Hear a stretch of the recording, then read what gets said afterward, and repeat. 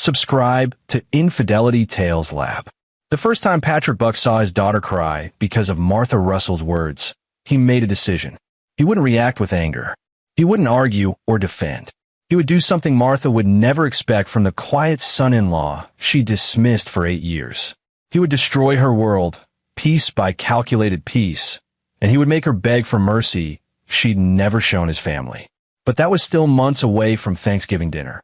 Patrick met Shannon Russell on a Tuesday afternoon at a coffee shop in downtown Portland, where she was sketching architectural designs for a boutique hotel renovation.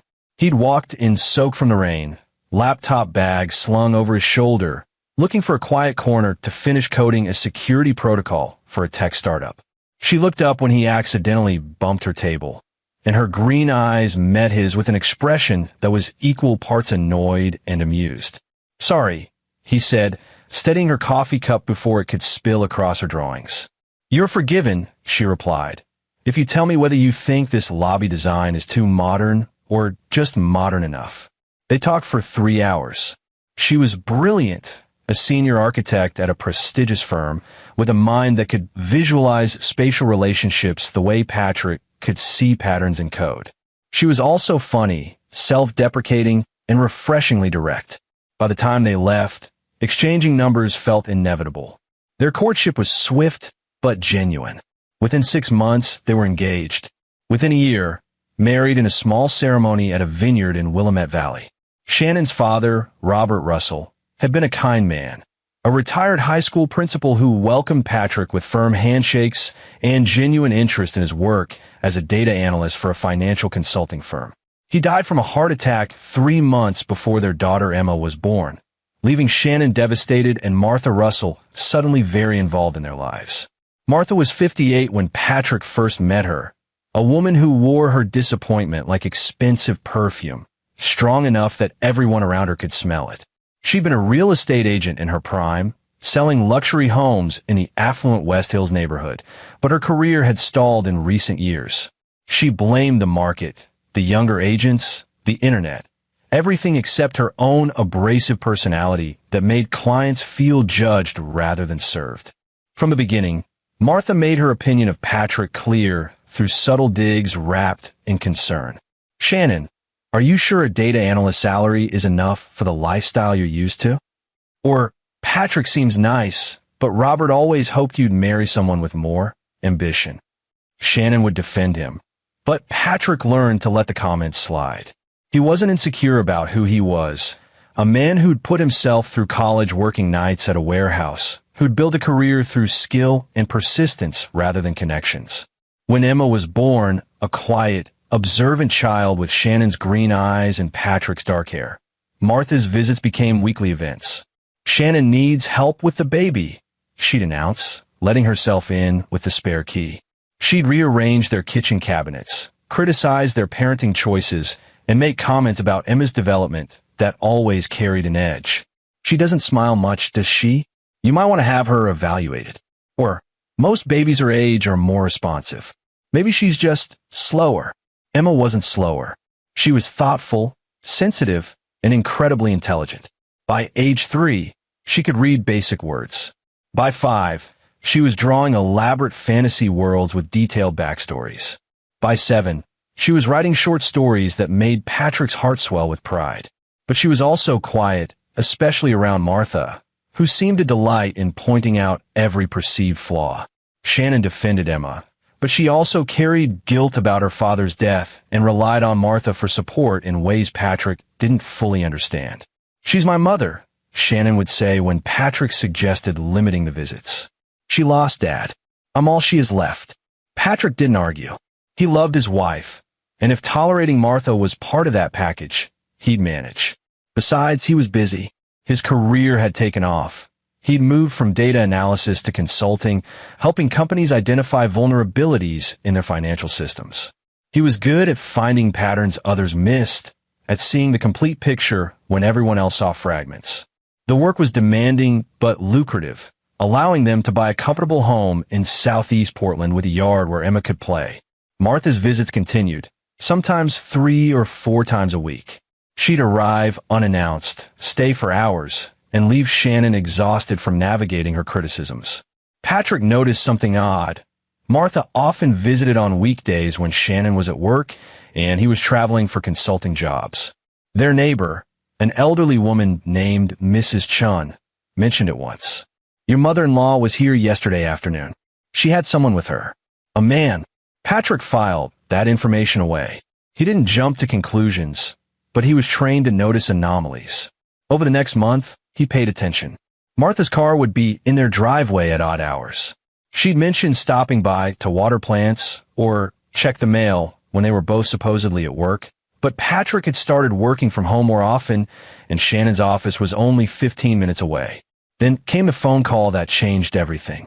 Patrick was in Seattle for a 3-day consulting contract when Shannon called, her voice tight with stress. "Your business partner called. Kenny Forbes. He said it was urgent about the investment proposal." Patrick went cold. He didn't have a business partner named Kenny Forbes. He didn't have any business partner. He worked solo, consulting for various firms. What did he say exactly? That you two have been discussing a real estate investment opportunity, and he needed to confirm some numbers before you meet with investors next week. Shannon paused. "Patrick, you never mentioned any investment opportunity." "Because there isn't one," Patrick said slowly. "What number did he call from?" Shannon read it off. Patrick wrote it down, thanked her, and spent the next hour making calls. Kenny Forbes was real. A former colleague from Patrick's early days in data analysis who'd left the field to flip houses. They hadn't spoken in 5 years, not since Kenny had asked Patrick to invest in a dubious property scheme that Patrick had politely declined. But Kenny had Martha's number saved in his phone, according to the private investigator Patrick hired the next day. The investigation took 3 weeks. Patrick told Shannon he was being thorough about a potential security breach at work, which was technically true. The investigator, a sharp woman named Courtney Bishop who'd spent 20 years with the Portland Police Bureau before going private, delivered her report with professional detachment. "Your mother-in-law has been running a real estate scam," Courtney said, sliding photographs across the table. They were sitting in a diner in Beaverton, far from anywhere Patrick might be recognized. "She's been using your home, your address specifically, as a base for operations. Kenny Forbes is her partner. They've been targeting older couples, convincing them to invest in house-flipping projects that don't exist. They collect deposits, provide fake documentation, then ghost the victims." Patrick studied the photos. Martha entering his house with Kenny. The two of them leaving with briefcases, meeting with elderly couples in coffee shops, restaurants, even once in Patrick's own living room when he and Shannon had been at Emma's school play. "How much have they stolen?" Patrick asked. "Conservatively? About $400,000 over the past year. They're smart. They keep individual amounts under $50,000 to avoid major fraud triggers, and they rotate victims across different cities. Portland, Salem, Eugene. Your address gives them legitimacy. We're family people, they tell the marks.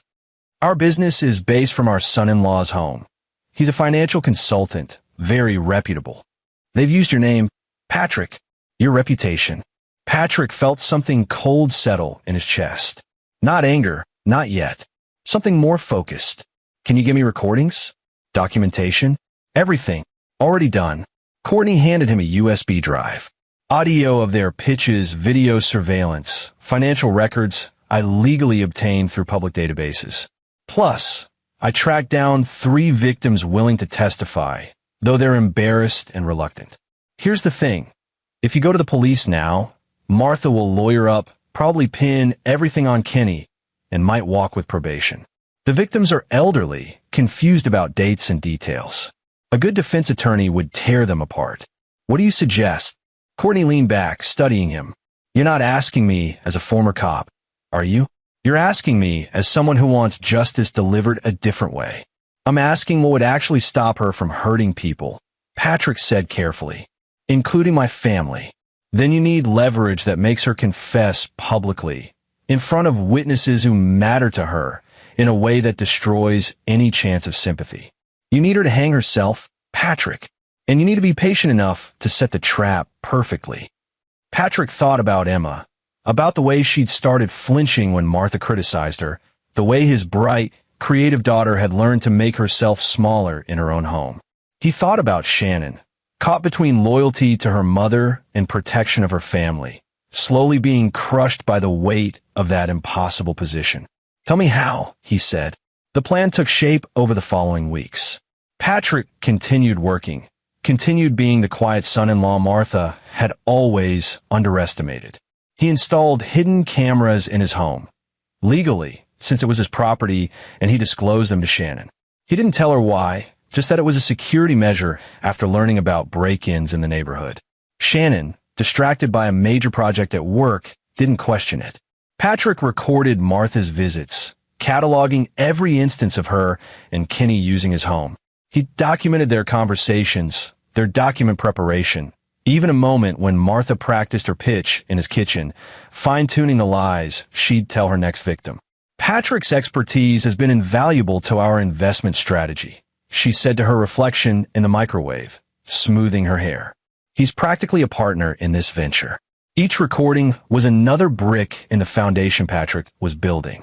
But he needed more than evidence. He needed the perfect moment, the perfect audience, the perfect trap that Martha wouldn't see coming until it was too late. Thanksgiving seemed almost too obvious, but Patrick had learned that obvious was often effective if executed properly. Martha always hosted Thanksgiving at her home in West Hills, a sprawling 4-bedroom house Robert had bought in better times. She invited her book club friends, her former real estate colleagues, Shannon's cousins, anyone who would admire her table settings and listen to her hold court. It was Martha's favorite day of the year, the one time she could pretend her life was still the success story she wanted it to be. This year, Patrick suggested they host instead. "Our house is bigger now," he told Shannon, "and it would be nice for Emma to have Thanksgiving in her own home. Don't you think?" Shannon loved the idea.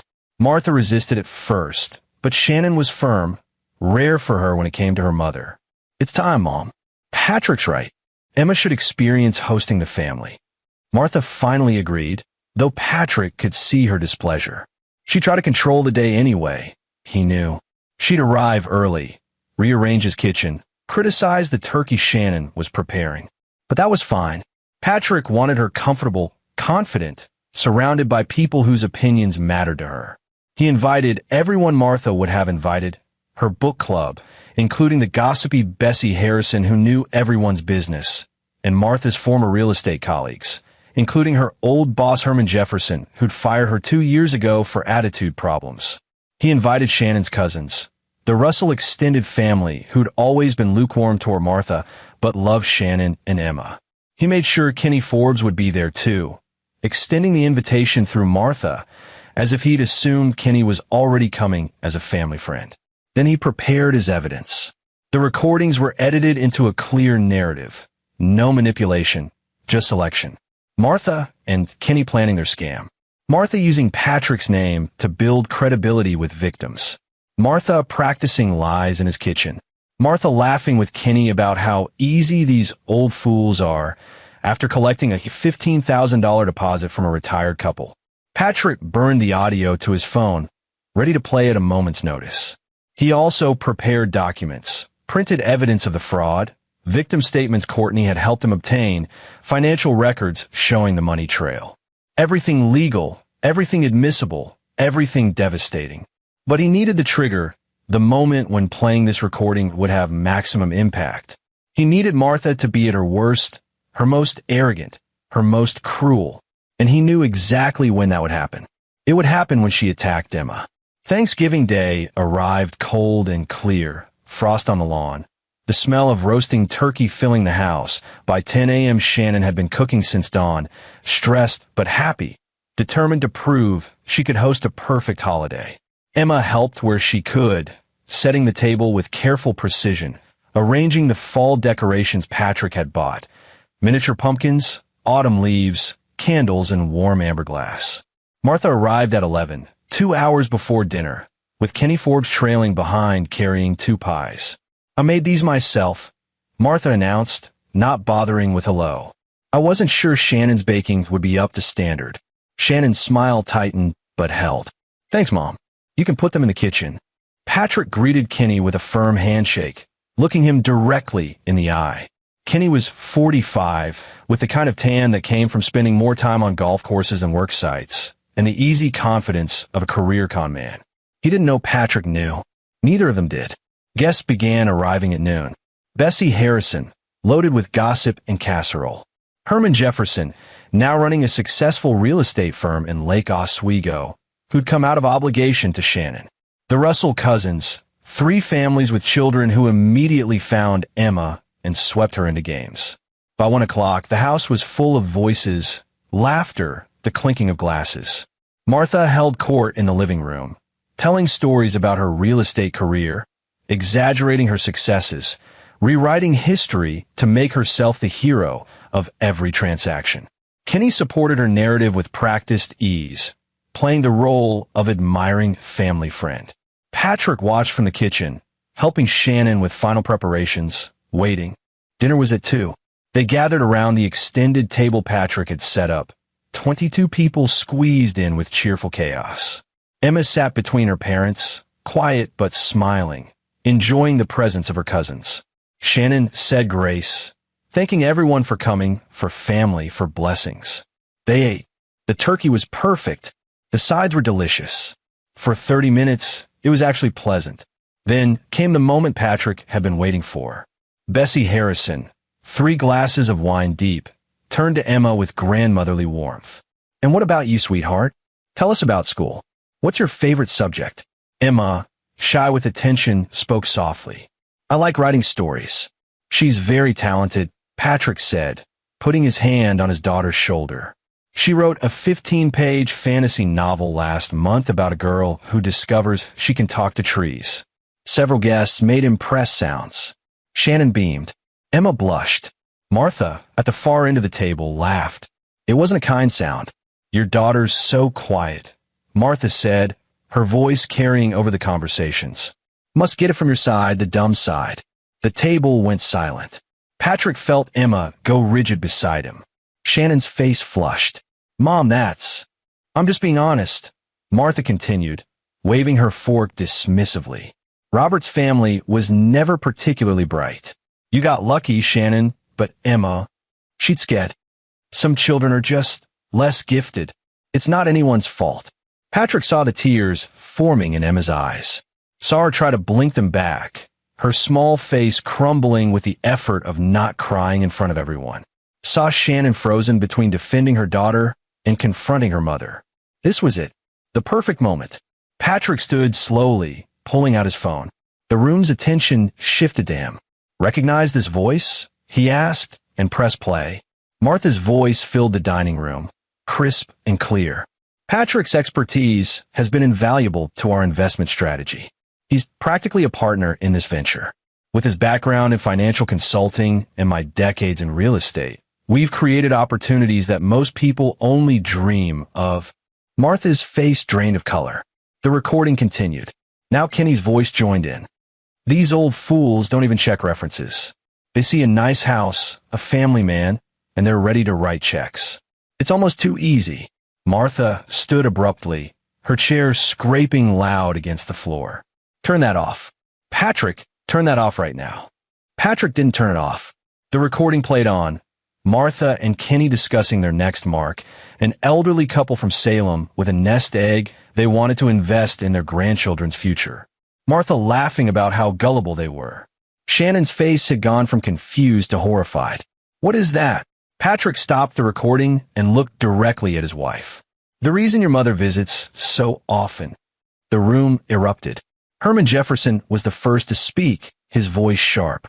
"Martha, have you been running scams out of Patrick's house?" "This is ridiculous," Martha sputtered, but her voice had lost its certainty. "Patrick is obviously trying to." "I have video too," Patrick said calmly, "and testimony from 3 victims, and financial records, and documentation of every time you and Kenny used my home, my name, my reputation to steal from people." He looked around the table at the shocked faces. "My home has been the operational base for a fraud scheme that's stolen approximately $400,000 from elderly couples over the past year." Kenny was already moving toward the door, but Patrick had expected that. "The police are outside," he said quietly. "I called them an hour ago." They're waiting for my signal. It wasn't entirely true. Courtney Bishop was outside, ready to call her former colleagues if needed, but the threat worked. Kenny froze. Martha's face had gone from white to red, rage and panic warring for dominance. You have no right, Shannon. Tell him he can't do this to your mother.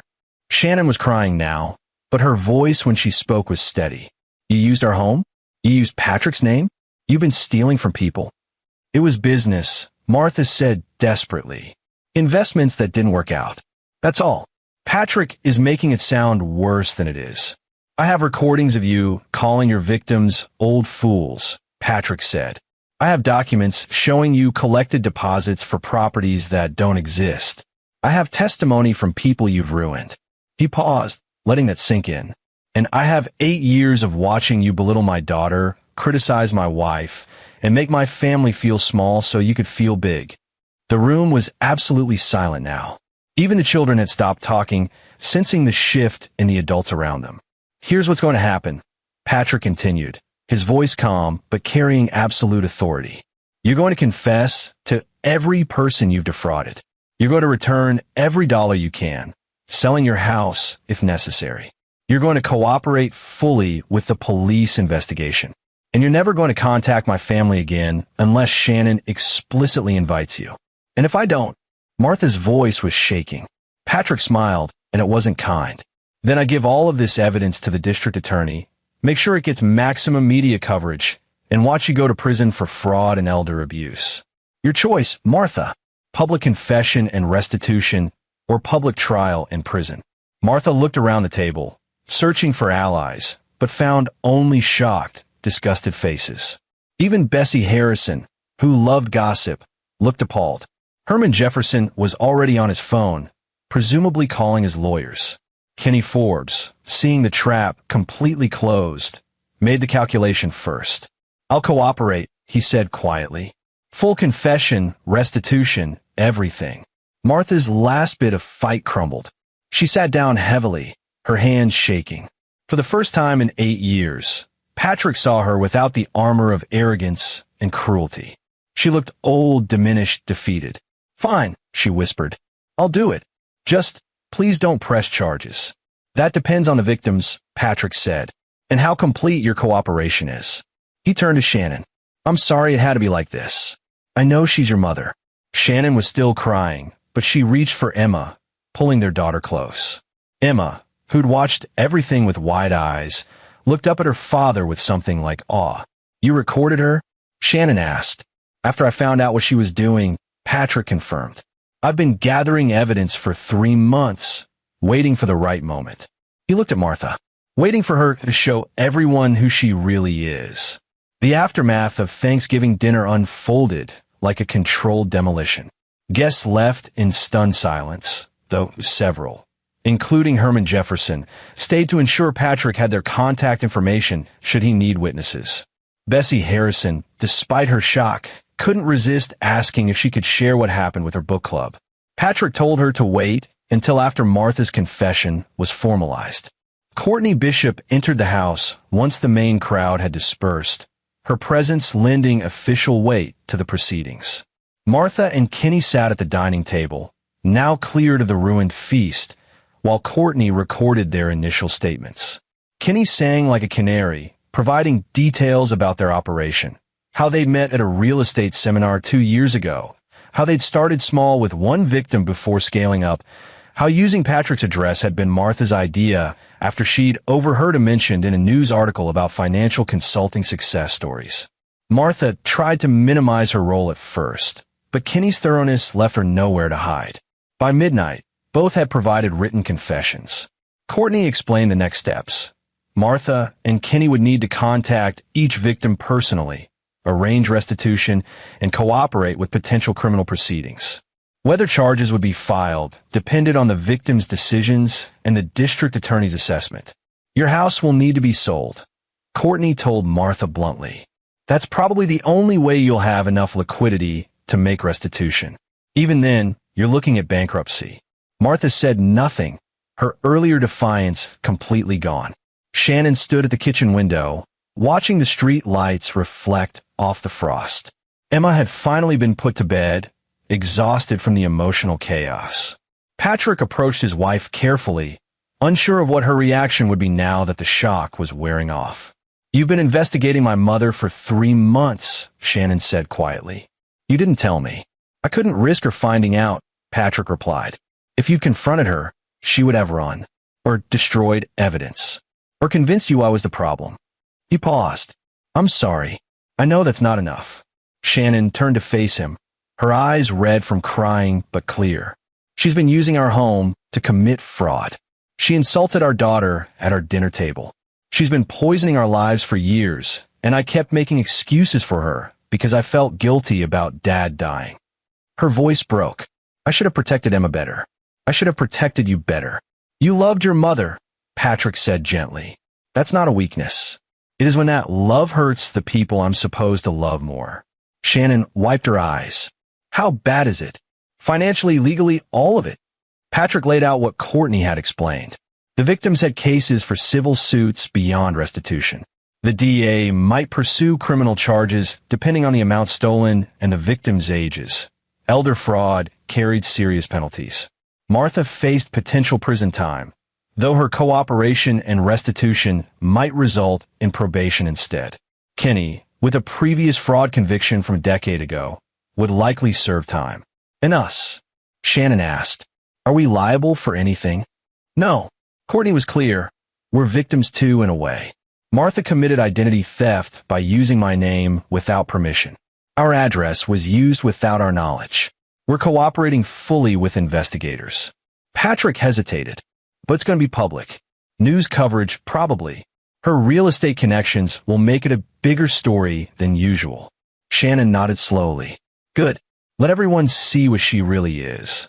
The following week brought the consequences Patrick had promised. Martha's confession to her victims was devastating.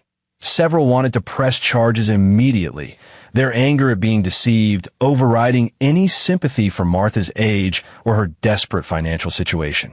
The DA, a prosecutor named Reginald Richard who'd made elder fraud a priority in his office, decided to pursue criminal charges against both Martha and Kenny. The local news picked up the story. Real estate scammer uses son-in-law's reputation to defraud elderly victims, ran as a headline in the Oregonian. Patrick gave a carefully worded interview, explaining how he'd discovered the fraud, how he'd been forced to investigate his own mother-in-law to protect his family and uncover the extent of the crime. He came across as measured, sympathetic to the victims, and quietly heroic. Exactly the image that would protect his own reputation while ensuring Martha's complete social destruction. Martha's house went on the market within 2 weeks. The sale was handled by Herman Jefferson's firm, with proceeds designated for victim restitution. It sold below market value. No one wanted to buy a house owned by someone infamous for fraud, but it raised enough to pay back 3 of the 5 victims completely. The other 2 would receive partial restitution, with Martha agreeing to payment plans from whatever income she could generate going forward.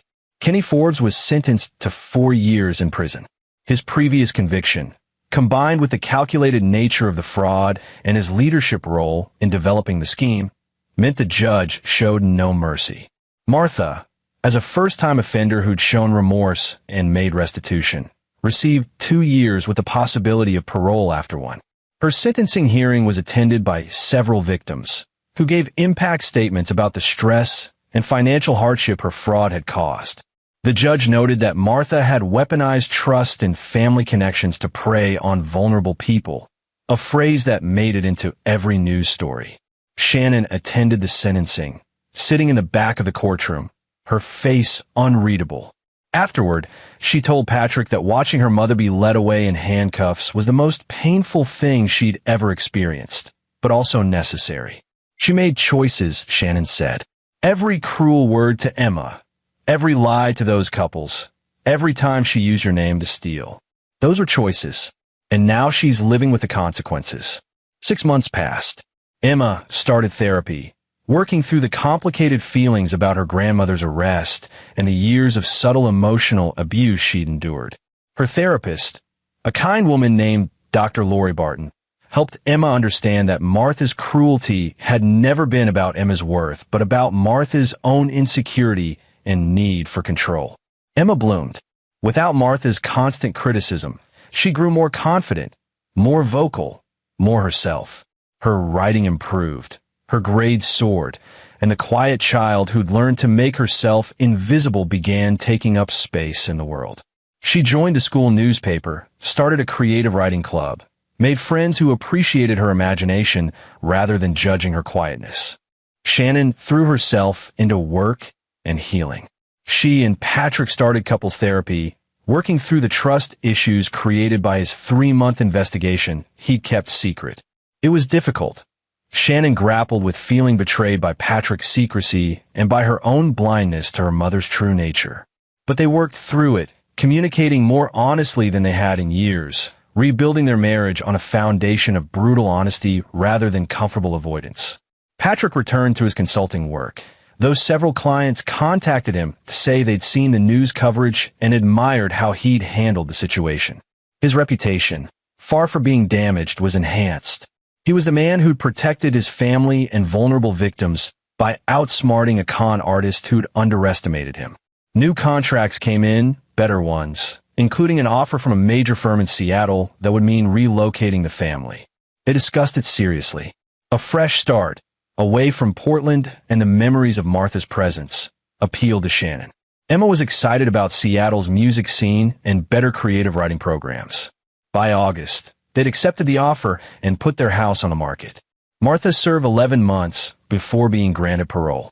She was released with no money, no house, no career, and no family waiting for her. Shannon had written her one letter during her incarceration, a letter Patrick never read, but that Shannon described as final. "I told her I forgave her because carrying that anger was hurting me," Shannon explained. "But I also told her she'd never be part of our lives again. That Emma deserved to grow up without her toxicity, and I deserved a relationship with my mother that wasn't based on guilt and manipulation. Since she couldn't give me that, we were done." Martha didn't respond. According to Courtney Bishop, who'd kept track out of professional curiosity, Martha had moved to a small town in eastern Oregon, working as a cashier at a grocery store, living in a subsidized apartment. Kenny Forbes was still in prison and would be for another 3 years. The victims had received their restitution, though the emotional damage lingered. The day before the move to Seattle, Patrick took Emma to Powell's Books, their traditional father-daughter spot. They browsed for an hour, collecting books for Emma's new room in Seattle. As they sat in the cafe with hot chocolate, Emma asked the question Patrick had been waiting for. "Dad, do you think what you did to Grandma was mean?" Patrick considered his answer carefully. "I think what I did was necessary. Your grandmother was hurting people. Hurting you, hurting those couples she stole from, hurting our family. I gave her a choice to make things right. She could have stopped on her own, could have confessed without me forcing her hand. But she didn't. My therapist says Grandma was probably unhappy inside," Emma said thoughtfully. "That people who hurt others are usually hurting themselves." "That's true," Patrick agreed. "But being unhappy doesn't give you permission to hurt other people. Your grandmother made choices. She chose to steal, to lie, to be cruel. Those choices had consequences." Emma nodded, processing this. "I think you were brave, even though it was scary to stand up to her like that." Patrick felt something tight in his chest loosen. His daughter didn't hate him for destroying her grandmother's life. She understood. "I'll always stand up for you," he said. "And for Mom. That's what family means, protecting the people you love, even when it's hard." "Especially when it's hard," Emma corrected, with wisdom beyond her years. Seattle was a new beginning. Their house in Queen and had a view of the Space Needle and enough room for Emma to have both a bedroom and a writing studio. Shannon's architectural firm had an office in Seattle and had been happy to transfer her. Patrick's new role was challenging but rewarding, working with a team that valued his analytical mind and ethical approach. They made new friends, explored new neighborhoods, built a life that didn't have Martha's shadow looming over it. Emma thrived in her new school, winning a writing contest in her first semester and making the honor roll. Shannon seemed lighter, happier. The guilt and stress of managing her mother's presence finally lifted. But Patrick knew healing wasn't linear. Some nights, Shannon would cry about her mother, grieving the relationship she'd wanted but never had. Some days, Emma would ask questions about family and forgiveness that didn't have easy answers. And sometimes, Patrick himself wondered if there had been a gentler way to handle everything. Then he'd remember Martha's laugh at that Thanksgiving table, the tears in Emma's eyes. The elderly couples Kenny and Martha had defrauded, and he'd know he'd made the right choice.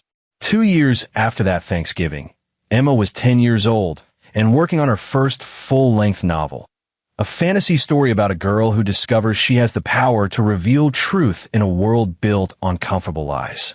Patrick read the draft one evening while Emma did homework at the kitchen table. "This is really good," he told her. "Your protagonist is brave. She stands up for what's right, even when everyone tells her to stay quiet."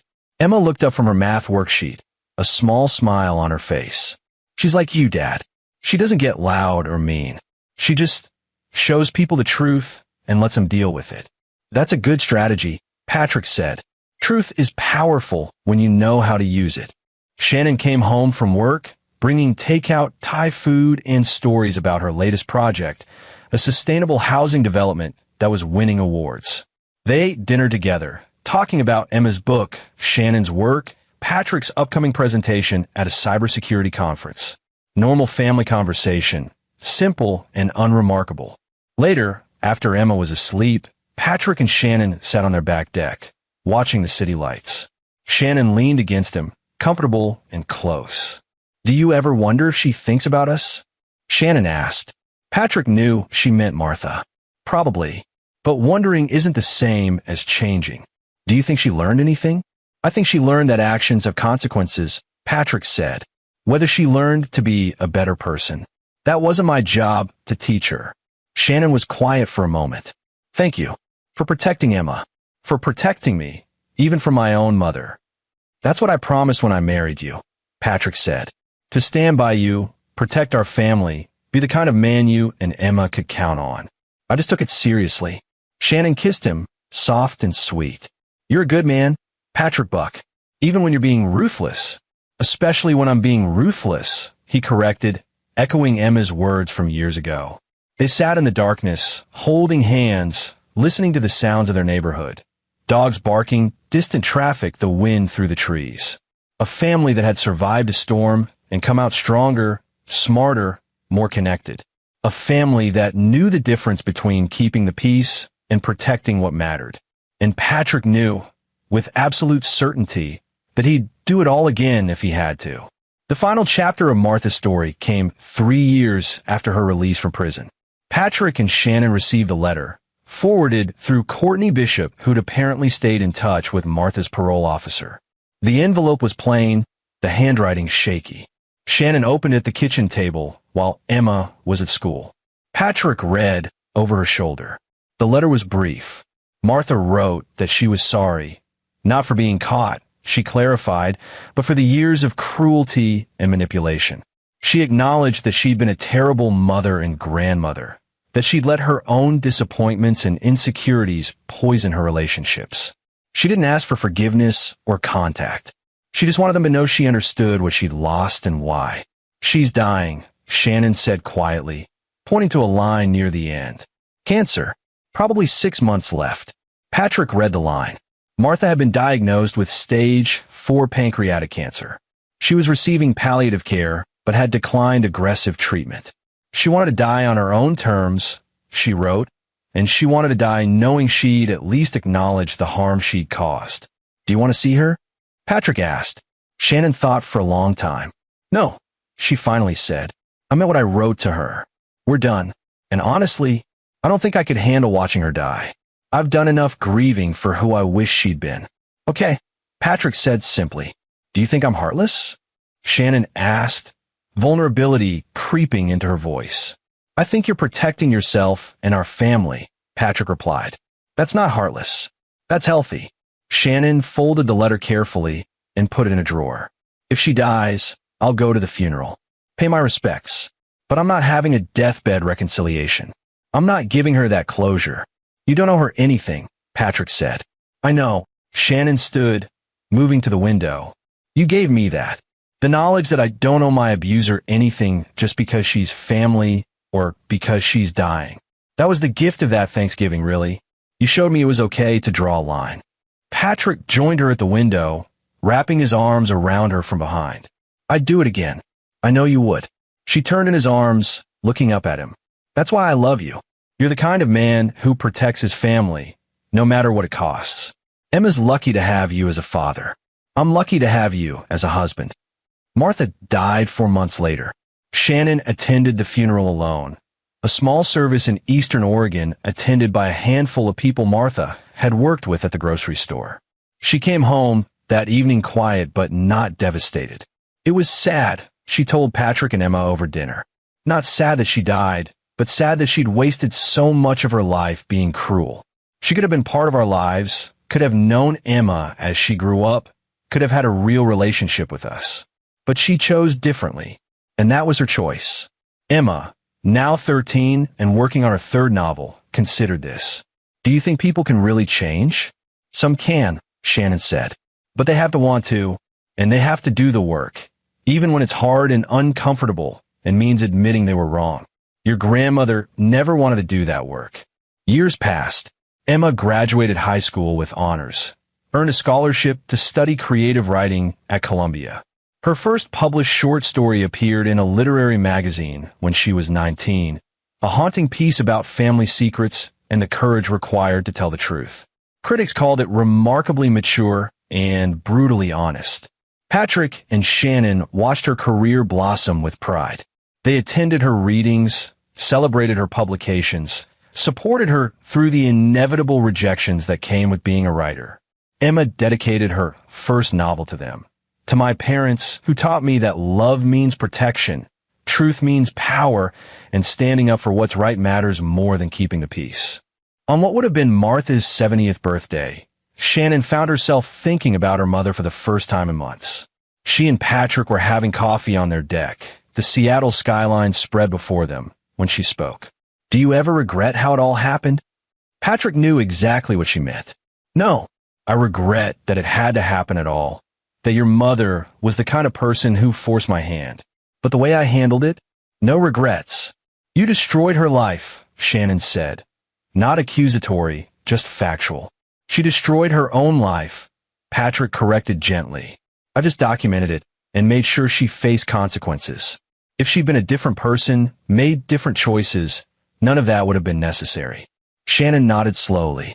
Emma's therapist once told me that the healthiest thing I could do was accept that my mother was who she was, not who I wanted her to be. It took me years to really understand that. And now? Patrick asked. Now I'm grateful, Shannon said. Grateful I married a man who saw clearly what I was too guilty to see, who protected our daughter when I was still trying to make my mother happy, who had the strength to do what was necessary, even knowing it might cost him his marriage. It never would have, Patrick said. I knew you'd understand, eventually. You're too smart and too good a mother not to see the truth. They sat in comfortable silence, two people who'd weathered a storm and emerged with their foundation stronger than before.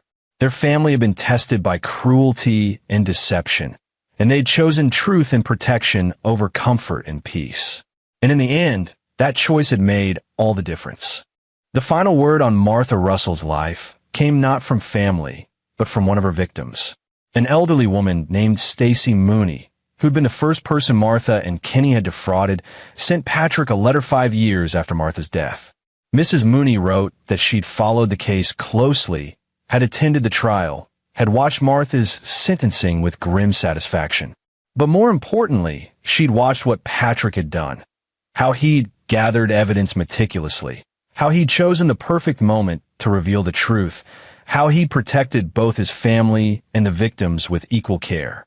You gave me my dignity back, Mrs. Mooney wrote. When I realized I'd been conned, I felt so stupid, so ashamed.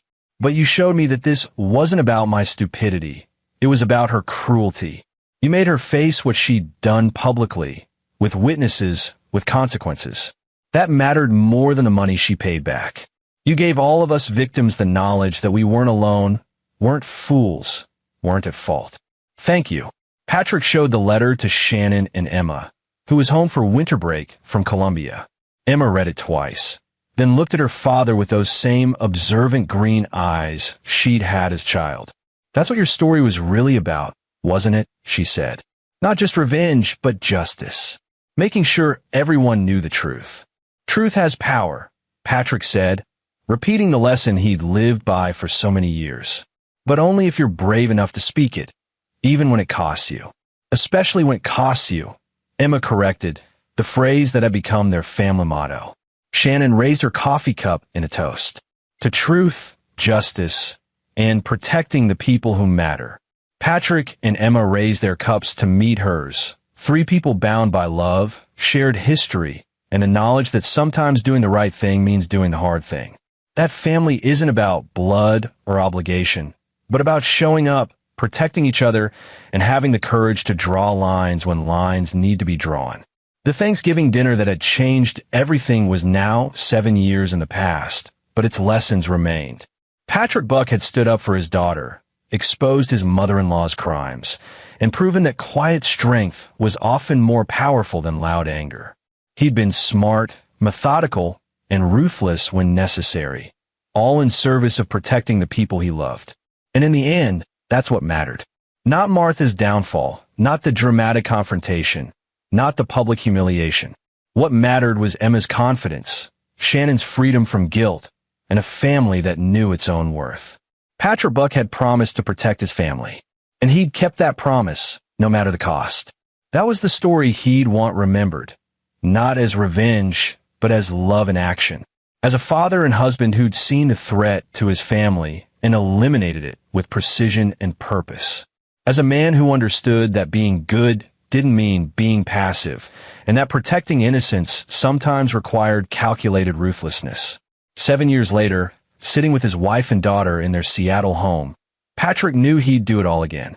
Every investigation, every recording, every carefully planned moment leading to that Thanksgiving confrontation. Because this, Shannon's happiness, Emma's success, their family's peace, was worth any price. And Martha Russell, wherever she was now, had learned what Patrick Buck had always known: underestimate quiet people at your own peril. Because the quietest person in the room might just be the smartest, the most observant, and the most dangerous when their family is threatened. That was the truth Patrick had spoken on Thanksgiving 7 years ago. And truth, as he taught his daughter, always had the final word.